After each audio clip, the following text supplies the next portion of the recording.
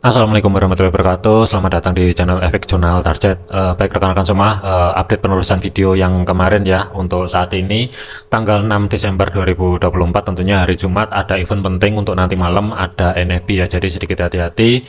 Kalau kita lihatin dari segi fundamentalnya, itu yang mesti diantisipasi untuk nanti malam, dan tentunya ini juga akan ada dampaknya dari segi nanti masalah mengenai akankah bulan ini dipangkas suku bunganya dari Amerika, dari FOMC ya, atau tidaknya, itu kemungkinan juga tergantung dari data yang akan rilis nanti malam. Yang pertama yang akan menjadi fokus untuk malam ini itu adalah rata-rata pendapatan per jam. Diperkirakan ada sedikit penurunan 0,1% dari data yang sebelumnya 0,4% ya, cuman hati-hati aja aktualnya. Kalau misalkan yang pertama mesti diwaspadai, akankah data 3 yang akan rilis nanti itu ada revisi atau tidak. Kalau misalkan ada revisi, itu seberapa besar revisinya, kemudian aktual yang akan rilis itu nanti berapa, itu yang mesti dipantau untuk nanti malam. Pertama adalah rata-rata pendapatan per jam. Kalau misalkan data yang keluar itu nanti adalah di bawah daripada data yang sebelumnya, itu tentunya akan ngedorong negatif untuk indeks dolar. Yang kedua adalah dari NFP itu sendiri, ini penurunannya di bulan yang lalu itu kan secara signifikan ya, 12.000 untuk penambahan pekerjaannya drop secara signifikan, tetapi perkiraannya itu mendadak naik menjadi 202 kembali. Kalau misalkan itu nanti ada revisi dan dari segi yang keluar datanya adalah mendekati daripada perkiraan, tentunya ini juga bisa aja ngedorong positif untuk pergerakan indeks dolar. Tetapi kalau misalkan dari yang saya curigai, setelah nanti ya kemungkinan ada revisi, dan revisinya itu nanti digabungkan dengan aktual yang akan rilis nanti di bawah daripada data yang sebelumnya, ini bisa nge-trigger akan ada pelemahan dari segi indeks dolar. Tapi kalau misalkan masih tetap berada di atasnya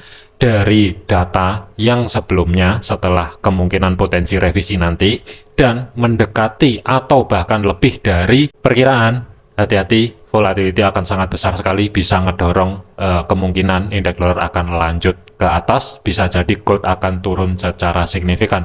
Yang terakhir adalah dari tingkat pengangguran 4,1%, ini adalah data yang sebelumnya diperkirakan ada sedikit kenaikan menjadi 4,2%. Dari ketiga data ini, sebagai kesimpulannya nanti kita lihatin dulu. Yang pertama adalah revisi atau tidak. Kalau misalkan revisi, seberapa besar revisinya. Kemudian kalau aktualnya itu masih tetap berada di atasnya daripada data yang sebelumnya, hati-hati, bisa nge-trigger untuk indeks dolar mendadak menguat secara signifikan. Tetapi kalau misalkan di bawah daripada data yang sebelumnya dan di bawah dari data perkiraan kurang lebih yang ada di sini, hati-hati, indeks dolar akan melamah. Tetapi kalau mix, ada yang di atasnya dan ada yang di bawahnya, tetapi dari segi data yang keluar nanti itu nggak jauh-jauh, hati-hati, indeks dolar bisa spike atas bawah, termasuk juga dari gold bisa aja lari ke atas kembali ke harga normal, atau dia turun secara signifikan endingnya balik ke harga normal, itu juga bisa terjadi.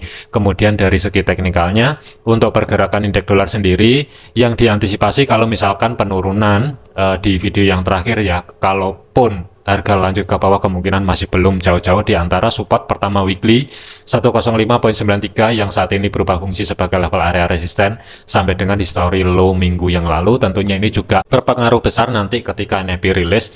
Kalau misalkan ini nanti mendadak NFP adalah positif, ini bisa langsung berbalik arah ke atas, yang akan menjadi targetnya itu berada di 106.800 maksimum, kurang lebihnya di antara 107.200 pembulatan. Tetapi kalau misalkan negatif untuk NFP yang akan rilis nanti, hati-hati, kemungkinan bisa mendadak langsung drop mendekati level area support ke 2 weekly 105.00 sebagai physical price levelnya. Tetapi kalau mix, bisa aja nanti spek ke bawah balik ke harga normal, atau spek ke atas kembali ke harga normal terlebih dahulu, ini juga bisa terjadi ya.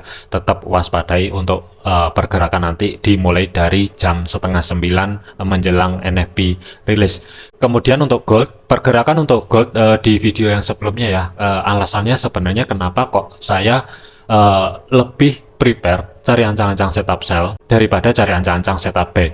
Sebenarnya yang saya liatin untuk minggu ini dimulai dari tanggal 2 Desember kemarin ya, open market di minggu ini kemarin itu kan bergeraknya kan di bawah pivot, tetapi masih berada di atasnya support pertama weekly, dan penurunannya di hari Senin itu kan secara signifikan tetapi masih ketahan di support pertama weekly sampai dengan 2621. Ini adalah level punyanya monthly ya, kurang lebihnya pas zona yang saya blok orange di sini, ketahan di situ, dan harga ini kan naik ke atas.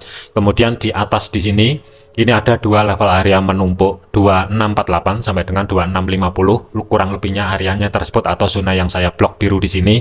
Harga ini meskipun break up tetapi tidak kunjung langsung bergerak menuju zona tengah atau sebagai pivot weekly-nya yang berada di 2663. Inilah alasannya kenapa saya tetap mempertahankan cari ancang-ancang setup sell untuk minggu ini. Sebenarnya sih alasan yang pertama itu yang saya sebutkan tadi. Terus yang keduanya adalah kita lihatin dari hari Senin sampai dengan saat ini dari segi time frame daily-nya. Dari segi daily, konfirmasi yang ideal, harga ini sama sekali daily close-nya itu masih belum mampu tutup di atasnya 2650 atau 2652 sebagai zona yang saya blok biru di sini ya.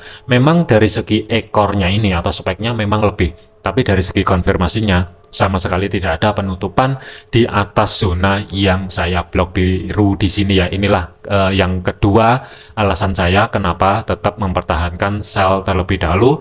Dan yang akan menjadi targetnya di video yang sebelumnya, hati-hati kemungkinan ada potensi harga kembali ke support pertama weekly atau history hari Senin. Low-nya ada di sini, ada potensi kembali ke sana. Yang kedua, kemungkinan juga kalaupun ada penurunan, nggak jauh-jauh di 2605.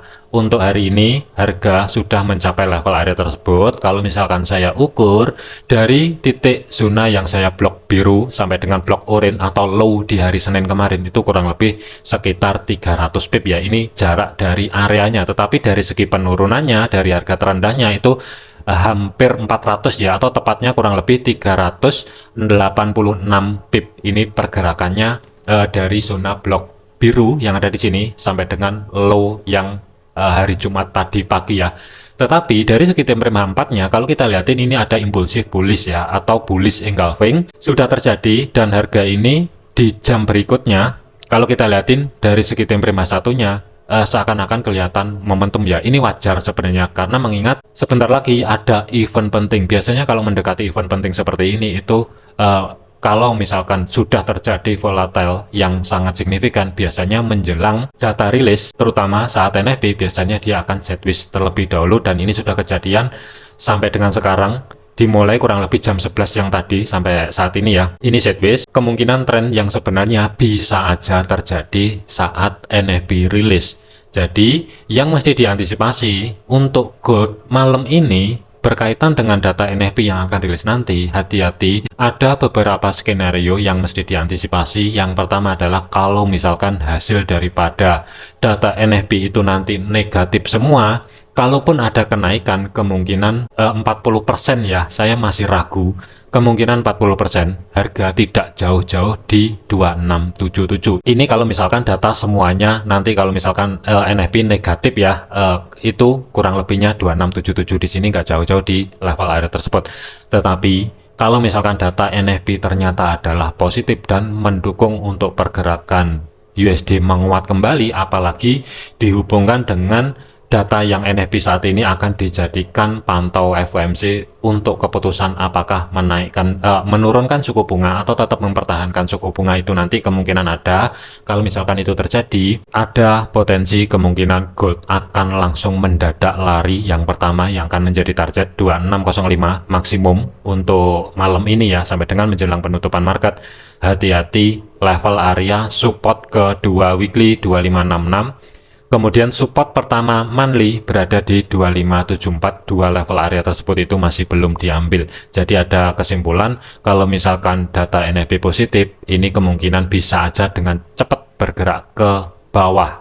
Zona pantau pertama 2605, zona pantau maksimum di antara 2574 sampai dengan 2566. Tetapi kalau misalkan data itu nanti mix, ada yang positif, ada yang negatif, hati-hati. Kalaupun spike ke bawah, kemungkinan kembali ke harga normal. Kalaupun spek ke atas, bisa jadi ini juga balik ke harga normal. Tetapi kalau misalkan dilihatin dari pola pergerakannya untuk minggu ini flat, belum ada tren sama sekali ya sideways. Gambaran saya lebih kecenderungan 60% kemungkinan dia akan mengejar level area support minimal di history low minggu yang lalu 2605. Ini gambaran saya ya, cuman untuk analisanya sesuaikan juga dengan teknikal masing-masing, referensi masing-masing, gambaran masing-masing ya, harus punya pendirian. Jadi untuk kesimpulannya, gold zona pantaunya paling atas ya untuk sampai dengan menjelang penutupan market nanti. Kalau gambaran saya 2677 sebagai zona atas, kalaupun break kemungkinan nggak jauh-jauh di level area tersebut, tetapi ada peluang ke bawah lebih besar, kurang lebih yang akan menjadi next targetnya 2605 dan 2574 sampai dengan 2566 kalau misalkan didukung NFP surprise positif. Tetapi kalau netral, hati-hati, bisa aja sideways berlanjut di antara zona yang saya blok.